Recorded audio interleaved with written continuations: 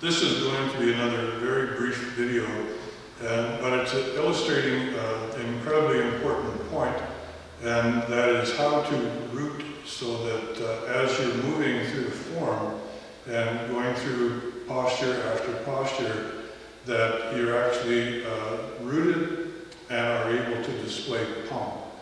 So this is due to a conversation I've been having with my teaching assistants, and I'm sure there's other people interested as well. But I am going to try and keep this very, very simple for today, and if enough people show interest, then I'll definitely expand on it. So the idea that I first presented was that someone would be able to create a line through their shoulder, through their hip, and down into their foot, or to the ground, as we sometimes call it. But that still doesn't satisfy that you can create this line and connect it to your palm. So a couple of quick hints on this. The further your arm is away from the body, the more difficult it's going to be to express through these connections that you're actually displaying the palm. So the closer you are to your body, at least in the beginning, the easier it is to do this sort of thing. Now, the test that I expressed to the teaching assistants was that once you got into a static position, that you would be able to resist quite a strong push. And usually the way to begin with this sort of thing is a downward push. Not very complicated, and probably the easiest push to use as a test. So if I, for instance, am in a position like this, but my body is askew, there's absolutely no place for my palm to root to. So just as one very small part of a movement that we do frequently when we do this kind of a movement, and we do that several times through the form, like many, many times actually. So this static posture is just here.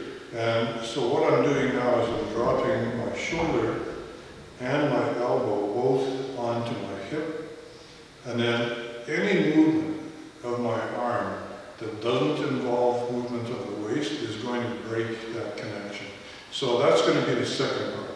If I'm able to just stand like this and have someone come over to my palm and press down with a very gradually increasing strength, it should be that by very, very subtly adjusting, that I'm able to bear their weight. And if they put a little more weight on, then I'm going to have to keep these connections made, but sink a little more, adjust a little more, and as you can see, what's happening is I'm actually rotating on my hip. So rotation on your hip is necessary if you're doing anything that's not completely static. So what happens if I rotate the wrong way is my arm is no longer connected to my body. And if my hip is stuck and can't rotate sufficiently, so I'm trying to go this way, but my hip won't allow it, then it's the same thing. You're not connected because you're not adjusting to the increased pressure that's coming onto you. So that's step one. And of course, trying it on both sides is a very interesting thing to do. But when you're capable of doing this, and you can start this off really simple with someone just pushing on your shoulder. So shoulder is absolutely the easiest. Once you can have somebody press down on your shoulder and you can move slightly to adjust to the pressure, that's great. You're doing a really good job. And keep in mind, no fighting back, because a big part of Tai Chi is that it's based on release. And that means everything at all times has to release. And that is a difficult concept for a lot of people, but it's very true. The more you're able to release your body in a controlled setting, where you have alignment, you have root, you have some Peng coming out, then the more Tai Chi power you're going to So if we were to do this in movement, now we start off just static. Someone starts to push down, and we say, okay, I'm going to have a little bit of fun here. So as they continue to push, I'm going to turn further, and you can see very, very little movement on my arm. It's remaining rooted to the shoulder and elbow. And now, after I've turned almost as far as I can, there's another sink. And if you look closely, you're going to be able to see that as I change direction, it's not just my hip that's adjusting. It's the arm also. So all these many things. Now, if you can't release your body, you're going to have a very clumsy kind of shallow interpretation of this movement. And keep in mind, adjustment is always through the joints. Movement or tension is through the muscles. So if you're doing anything muscle-based or primarily muscle-based, it's not going to be anywhere near correct. So anyways, here we go. I'm adjusting and adjusting and adjusting it now. For whatever reason I need to come forward, I adjust more. And you can see everything got a little bit tighter into the body as I'm rotating. And now I end up in this position. But all through that fairly large movement, if everything went as it should, I'm going to have Peng in my hand, Taiji type of strength, which means strength that doesn't involve contraction, but is based on manipulating, adjusting the body on lines, many, many different lines, but we're keeping this simple today. So here we go, here's the pressure, here's the pressure, here's the pressure, and now I'm not really going to lift, which is probably what people are going to do if they're muscle-based. What I'm actually going to do is go under that pressure even more and manipulate my structure. So here's another point I'd like to make today, and this, you don't see this too often in Yang style Tai Chi, but in other styles of Tai Chi, what we very quickly come to realize is that both hands have to be capable of displaying Peng, because both hands should be involved in any application that we're doing. So eventually, this kind of motion is going to have to be happening on this side simultaneous with it happening on this side. So I'm not going to get into that today, but certainly this is something we could talk about, and if there is enough interest, as I said, I'm certainly willing to do it. So here's, right at the very beginning of our form, if you have someone press down on your shoulder, you release into that pressure, not tightening, not fighting, not tightening any part of your body, but creating a very, very solid line that becomes more solid the more you release and track that line. So this is what I'm getting at, is this another slightly more advanced test that we could be doing. So now, this is obviously sinking even more and becoming even more stable. So a push here should not have any effect on it. Now we're switching gradually to this side as our main side. So now if you have someone press down here and you bob up, you just fought that pressure. You are not allowed to bob up. And that again means you have to have trained in the strength and the flexibility that when you're here and somebody pushes down, you sink into it.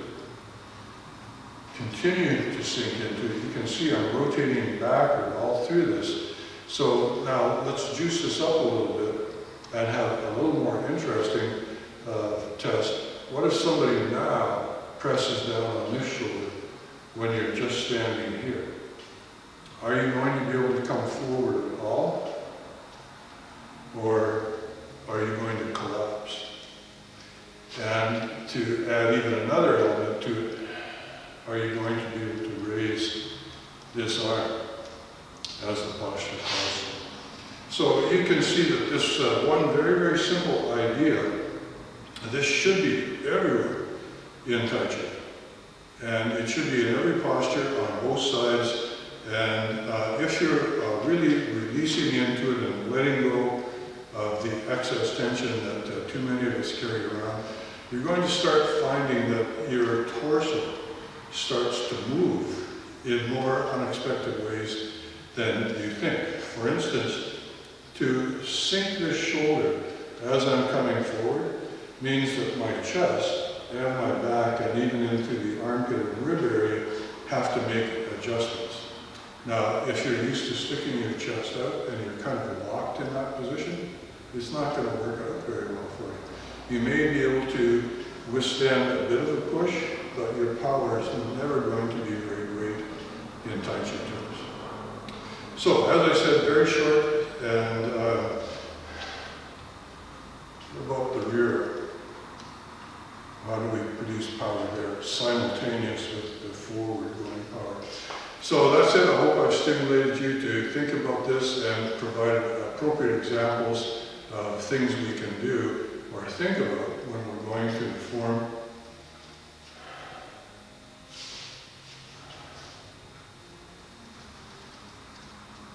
But it's everywhere. It's pervasive, and it's a required step for your Tai Chi to improve and for you to actually be able to say, at least when I'm practicing the form, I can produce some pump.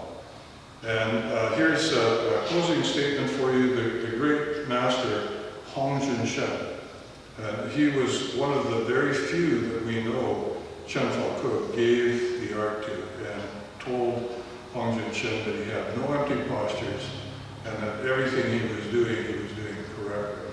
So that's quite a huge compliment to Hong. And when Hong was queried to describe Tai Chi, he very simply said, Tai Chi is the art of Peng. And that means if you can't produce Peng, you're not yet doing Tai Chi. You're maybe following along and replicating shallowly some of our postures, but the juice, the engine that drives Tai Chi is not yet in your art. So then he was queried, what is Peng, Master Hong? And his reply to that was equally brief and precise. He said, Peng is an expanding, rotating kind of energy, and to exclaim further about it is not necessarily helpful.